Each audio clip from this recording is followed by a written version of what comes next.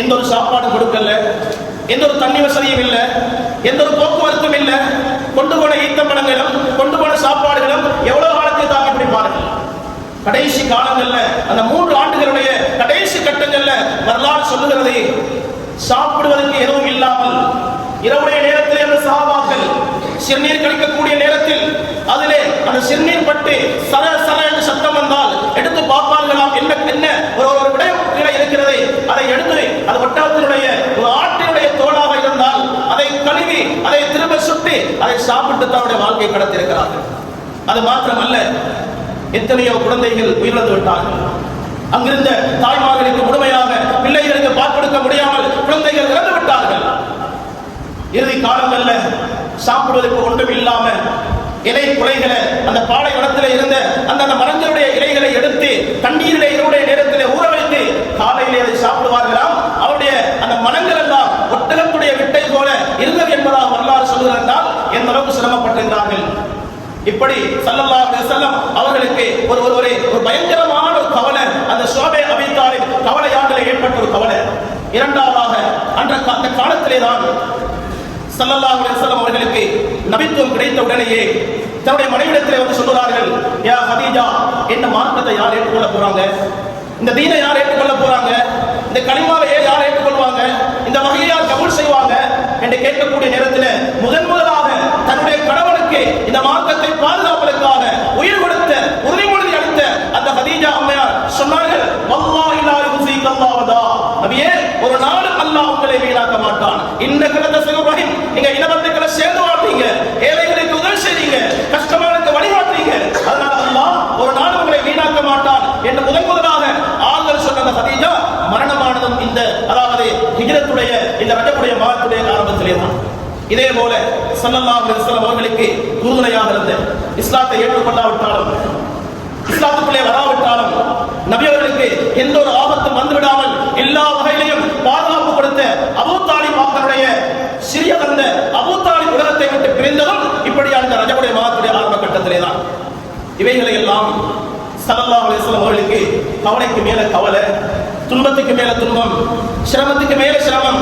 அல்லாஹ் இரக்கமானவன், அல்லாஹ் அன்புள்ளவன், தன்னுடைய நபியோடு மிகவும் இரக்கமானவன். அந்த அதாவது கவலையை, அந்த துக்கத்தை, ஆத்திரத்தை இல்லாமலாக்குவதற்காக வேண்டி ஸல்லல்லாஹு அலைஹி வஸல்லம் அவர்களை அதாவது மண்ணுலக யாத்திரை விண்ணுலக யாத்திரையும் அந்த மேராஜுடைய பயணத்தை நடாத்தியது இந்த ரஜபுடைய மாதத்திலே தான். 26, 27 சொல்லப்படுகிறது. பெரும்பாலும் திங்கள் இரவு அல்லது ஞாயிறு இரவாக இருக்கலாம். அல்லாஹ்வின் நல்லடியார்களே, ஹிஜ்ரத் போனார்கள், அதாவது மேராஜ் போனார்கள், மண்ணுலக விண்ணுலக யாத்திரை சென்றார்கள் என்பது ஆச்சரியம் அல்ல. அங்கே போய் நபி அவர்கள் என்ன செய்தார்கள், என்ன கண்டார்கள்? முதலாக வரலாறு சொல்லுகிறது, நபி அவர்கள் மக்காவிலே உறங்கிக் கொண்டிருந்த பொழுது ஹத்தீம் என்று சொல்லக்கூடிய இடத்திலே உறங்கிக் கொண்டிருந்தார்கள். இன்னொரு ரிவாயத்திலே வருகிறது, ஹிஜ்ர் இஸ்மாயில் சொல்லக்கூடிய காபத்துல்லாஹ்வுக்கு அருகாமையில் இருக்கக்கூடிய இடத்திலே உறங்கிக் கொண்டிருந்தார்கள். இன்னொரு அறிவிப்பிலே வருகிறது, உம்மு ஹானி ரலியல்லாஹு தஆலா அன்ஹா அவருடைய வீட்டிலே உறங்கிக் கொண்டிருந்தார்கள். இப்படி இருக்கக்கூடிய நேரத்திலே தான் ஸல்லல்லாஹு அலைஹி வஸல்லம் அவர்களை அழைத்து வானவர் கரசர் இப்ராஹிம் அலைஹிஸ்ஸலாத்து வஸ்ஸலாம் அவர்கள் புராக் என்று சொல்லக்கூடிய வாகனத்தை கொண்டு வந்து நபி அவர்களை அதிலே ஏறி பிரயாணத்தை ஆரம்பிக்க சொன்னார்கள். கேட்டார்கள், எங்க போக, இந்த நேரத்தில் எங்க போக? சொன்னார்கள், பைத்துல் முகத்தஸை நோக்கி போக வேண்டும். யாருடைய அறிவிப்பு பட மாட்டார்கள். மிஷ்காத்துடைய அதாவது அறிவிப்புடைய வருகிறது, ஸல்லல்லாஹு அலைஹி வஸல்லம் சொல்றார்கள், அந்த புராக் வாகனத்துடைய வேகம் எவ்வளவு இருந்தது தெரியுமா? அந்த புராக் வாகனத்துடைய அந்த மிருகத்துடைய பார்வை எவ்வளவு தூரத்தில் கடைசியாக படுகிறதோ, ஒரு கால் இங்க இருந்தா அடுத்த கால் அந்த இடத்துல இருக்கு. அப்படி வேகமாக முதலாக பைத்துல் முகத்தஸை அடைந்தார்கள். அந்த இடத்திலே தன்னுடைய அந்த வாகனத்தை கட்டிவிட்டு பைத்துல் முகத்தஸ் சென்று அங்கே எல்லா நபிமார்கள், ஆதம் அலைஹிஸ்ஸலாத்து வஸ்ஸலாம் அவர்கள் தொடக்கம் ஈசா நபி வரைக்கும் எல்லா நபிமார்களும் வருகை தந்திருந்தார்கள். அத்துணை பேருக்கும் அதாவது இமாமாக நின்று தொழுகை நடத்தினார்கள். ஒரு கேள்வி வரலாம், தொழுகை கடமையானதே ஹிஜ்ரத்துடைய அதாவது மேராஜுடைய பயணத்தில். இப்படி இருக்கும் பொழுது எப்படி அங்க தொழுதிருப்பாங்க? அல்லாஹ்வின் நல்லடியார்களே, அல்லாஹ் சுப்ஹானஹு வ தஆலா ஒவ்வொரு நபிமார்களுக்கும் ஒவ்வொரு விதமாக அந்த தொழுகை ஆரம்பத்திலே அதாவது கடமை சுன்னத்தாக ஆக்கியிருந்தான். முன்னோர் நபிமார்களுக்கு கடமையாக இருப்பது போல ஸல்லல்லாஹு அலைஹி வஸல்லம் தொழுகை கடமையாவதற்கு முன்னாலே சுஜூத் செய்யக்கூடியவராக, ருக்கு செய்யக்கூடியவராக இருந்தார் என்பதாக ஹதீஸ் சொல்கிறது. அதுக்கு பின்னால ஸல்லல்லாஹு அலைஹி வஸல்லம் அவர்கள் அங்கிருந்து 7 வானங்களை கடந்து 8 நபிமார்களை 7 வானங்களையும் சந்தித்து சிதறத்துல் முன்தஹாவை அடைந்து அல்லாஹ்வை சந்தித்து அதாவது 50 நேர தொழுகையை அவர்கள் குறைத்து 5 நேரமாக கொண்டு வந்தார்கள். நான் சொல்ல வர விடயம் என்னன்னா, அல்லாஹ்வின் நல்லடியார்களே, மேராஜுடைய பயணத்துல ஸல்லல்லாஹு அலைஹி வஸல்லம் அவர்கள் சில காட்சிகளை கண்டாங்க. அந்த காட்சிகள்ல எங்க காலத்துல நடந்து கொண்டிருக்குது. அதிலிருந்து நாங்கள் தப்பித்துக் கொள்ளலன்னா அல்லாஹ்ட சோதனை அது பயங்கரமானது, அல்லாஹ்ட சோதனை கஷ்டமானது. ஸல்லல்லாஹு அலைஹி வஸல்லம் அவர்கள் போகக்கூடிய நேரத்தில் மேராஜுடைய பயணத்தில் சில விடயங்களை எடுத்து காண்பிக்கப்பட்டது. நபி அவர்களும் ஜிப்ரீல் ஸல்லல்லாஹு அவர்களும் ஒரு கூட்டத்தை கடந்து செல்கிறார்கள். அந்த நேரத்தில் நபி அவங்க சொல்றாங்க, நான் நபி ஸல்லல்லாஹு அலைஹி வஸல்லம் சில மக்களை நான் கண்டேன். நபி அவர்கள் கண்டார்கள். அவர்கள் எப்படிப்பட்ட மனிதர்கள் தெரியுமா? அவருடைய தலை பெரும் பாறாங்கல்லை கொண்டு வந்து அவருடைய தலை முறுக்கப்படுகிறது. அவருடைய தலை முறுக்கப்படப்பட, அவருடைய தலை இடிக்கப்படப்பட எவ்வாறு தலை ஆரம்பமாக இருந்துச்சோ இதே போல அந்த தலைமுறை சரியாக மாறுகிறது. சரியாக ஆக ஆக ஆக அந்த பாறாங்கல்லை கொண்டு அந்த பயங்கரமான, அதாவது ஜபானியாக்கள் சொல்லக்கூடிய அந்த மலாய்க்காமார்கள் அவருடைய தலைகளை உடைத்துக் கொண்டிருக்கிறார்கள். அதன் மூலமாக இரத்தங்கள் வடிந்தோடிக்கொண்டே இருக்கிறது. நபி அவர்களுக்கு கவலை வந்தது. நபி அவர்கள் கேட்டார்கள், மன்ஹா உலாயா ஜிப்ரீல், ஜிப்ரீலே ஏன் இவர்கள் இவ்வாறு செய்யப்படுகிறார்கள்? தலை உடைய உடைய திரும்ப தலை திருத்தப்பட்டு அதன் மூலமாக அது கடைசி வரைக்கும் இவ்வாறு வேதனை செய்யப்படுவதற்கு காரணம் என்ன? சொன்னார்கள் ஜிப்ரீல் அலைஹிஸ்ஸலாம், அவர்கள் யார் தெரியுமா? அல்லதீன தஸாகலத் ரசூல் ஸலாம். அவங்க யாருண்டா, தொழுகையை விட்டு அவருடைய தலை பாரமாக இருந்துச்சு. அவங்க வியாபாரத்தை சிந்திச்சாங்க. வியாபாரத்துடைய நேரத்தில் அந்த தொழுகை அவனுக்கு பாரமாக விளங்கல. விவசாயத்தை சிந்திக்கின்ற பொழுது அது அவங்களுக்கு அதாவது பாரமாக இருந்துச்சு, தொழுகை பாரமாக இருக்கல. அதே போல எல்லா காரியங்களையும் அவங்க சிந்திக்கிறதுல பெருசா இருந்துச்சு, தொழுகையை கணக்கெடுக்கல. தொழுகையுடைய விஷயம் நினைச்சா அது அவங்களுக்கு உச்சபாரமாக இருந்தது. அதனாலதான் அல்லாஹ் தஆலா இந்த தண்டனையை அவர்கள் கியாமத்திலே நாள் வரும் வரைக்கும், அவர்கள் எழுப்பப்படுகின்ற வரைக்கும் இவ்வாறு வேதனை செய்யப்பட்டுக் கொண்டே இருப்பார்கள். அல்லாஹ் நம் அனைவரையும் பாதுகாப்பானாக. எங்களுடைய எத்தனையோ தொழுகை பாடாகிறது. எங்கள் மனைமார்களுடைய, எங்கள் வாலிப பிள்ளைகளுடைய, எங்கள் யுவதிகளுடைய, ஏதோ துனியாவுடைய ஒரு சில காரணங்களின் மூலமாக எத்தனை நேர தொழுகைகளை நாங்கள் பாழாக்குகிறோம். மேராஜ் என்ன சொல்கிறது?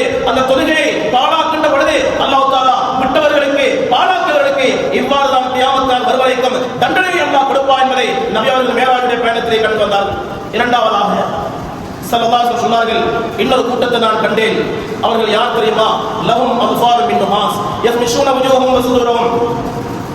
அல்லாஹ் நம் மறையும் மறையிலிருந்து பாதுகாக்க வேண்டும். இன்னைக்கு உலகத்துல சுகம் இல்லாத ஒரு பாவம் இருக்குமாக இருந்தா அது இன்னொரு மனிதரை பத்தி புறம் பேசுவதுதான். தனக்கு சுகம் கிடைக்காத ஒரு பாவம் இருக்குதாக இருந்தா அது இன்னொரு மனிதனை பத்தி புறம் பேசுவதுதான். ஒரு மனிதன் திருடினா திருட்டுத்தனத்துல ஒரு லாபம் இருக்கிறது. விபச்சாரம் செஞ்சா அது ஒரு இன்பம் இருக்கிறது. அல்லது ஏதாவது செஞ்சா அவனுக்கு ஒரு லாபம் கிடைக்கும். ஒரு மனிதனை பத்தி இருக்கிறதையோ இல்லாதையோ இன்னொரு மனிதனை போய் புறம் பேசுவது, அவதூறு சொல்லுவது இருக்கிறது. இது பயங்கரமான ஒரு பாவம், லாபம் இல்லாத பாவம். இவர்களுக்குரிய தண்டனை என்பதை ஸல்லல்லாஹு அலைஹி வஸல்லம் கண்டு வந்தார்கள். சொன்னார்கள், அல்லாஹ் தஆலா இப்படிப்பட்டவர்களுக்கு நரக நெருப்பில் இரும்பினாலான நகங்களை அல்லாஹ் கொடுத்திருக்கிறான். நரக நெருப்புடைய இரும்பினாலான நகங்களை அல்லாஹ் கொடுத்திருக்கிறான். அந்த நீண்ட நீண்ட நகங்களை கொண்டு தன்னுடைய முகங்களையும் நெஞ்சு புறங்களையும் அவர்கள் கீறி கிழித்துக் கொண்டே இருக்கிறார்கள். தன்னுடைய முகத்தை, தன்னுடைய நெஞ்சு பகுதியை அந்த இரும்பு நகங்களால் கீற கீற கீற அது இரத்தம் வடிந்தோடி கொண்டிருக்கிறது. அது அந்த தோல் பிரிய பிரிய அதுக்கு பின்னால் அல்லாஹ் தஆலா புதிய தோலை மாற்றி இவ்வாறு வேதனை செய்யப்பட்டுக் கொண்டே இருக்கிறார். இவர்கள் யார் என்று கேட்கக்கூடிய நேரத்தில் ஜிப்ரீல் அலைஹிஸ்ஸலாம் சொன்னார்கள், இவர்கள் தான் யாகுலூன லஹுமன் நாஸ், மக்களுடைய இறைச்சி சாப்பிட்டவர்கள், மக்களை பற்றி புறம் பேசியவர்கள், இல்லாத இருக்கிற எல்லாத்தையும் பற்றி மற்ற மக்களிடத்திலே அவர்களை கேவலப்படுத்துவதற்காக வேண்டி அந்த காரியம் பேசுகிறவர்கள். இவர்கள் கியாமத் நாள் வருகின்ற வரைக்கும் அல்லாஹ் தஆலா இவ்வாறு வேதனை செய்து கொண்டே இருப்பான் என்ற காட்சியையும் ஸல்லல்லாஹு அலைஹி வஸல்லம் அவர்கள் மேராஜுடைய பயணத்திலே கண்டு வந்தார்கள். மூன்றாவதாக அதிலிருந்தும் அல்லாஹ் நம் அனைவரையும் பாதுகாக்க வேண்டும். அதுதான் இன்னைக்கு சர்வசாதாரணமாக சில விடயங்கள் வெளியே வரலாம், சில விடயங்கள் வெளியே வராமல் இருக்கலாம். அது பயங்கரமான பாவம், பயங்கரமான தண்டனை. அதை நபியர்கள் கண்டு வந்தார்கள். அதுதான் ஸினா. இன்னைக்கு விபச்சாரம் சர்வசாதாரணமாக வயதுக்கு வந்தவர்கள், வயதுக்கு வராதவர்கள், திருமணம் முடித்தவர்கள், திருமணம் முடிக்காதவர்கள், இப்படிப்பட்டவர்களுக்கெல்லாம் அல்லாஹ் அந்த பாவத்தை விட்டு தூரமாக்க வேண்டும். இதை சர்வசாதாரணமாக இன்றைக்கு லேசான முறையில செய்து கொண்டிருக்கின்றார்கள். ஸல்லல்லாஹு அலைஹி வஸல்லம் அவர்கள் ஒரு கூட்டத்தை கண்டாங்க. அவர்களுக்கு தண்டனை என்ன தெரியுமா?